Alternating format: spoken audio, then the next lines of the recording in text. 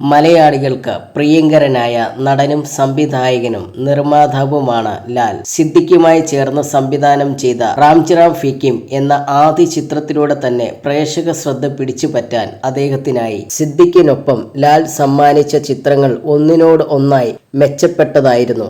1997 ജയരാജ് സംവിധാനം ചെയ്ത കളിയാട്ടത്തിൽ പനിയൻ എന്ന വില്ലൻ കഥാപാത്രത്തെ അവതരിപ്പിച്ചുകൊണ്ടാണ് അഭിനയത്തിലേക്ക് കടന്നുവന്ന അദ്ദേഹം. പിന്നീട് ഒരുപിടി നല്ല സിനിമകളിൽ അഭിനയിച്ചു. ഇന്ന് മലയാളത്തിന് പുറമെ അന്യഭാഷകളിലും തിരക്കുള്ള നടനാണ് അദ്ദേഹം. താൻ നിർമ്മിച്ച സിനിമകൾ പരാജയപ്പെടുമ്പോൾ മാനസികമായി തകർന്നു പോകുമെന്ന് പറയുകയാണ് ലാൽ. കൗമുദി മൂവീസിന് നൽകിയ അഭിമുഖത്തിൽ സംസാരിക്കുകയായിരുന്നു ലാൽ.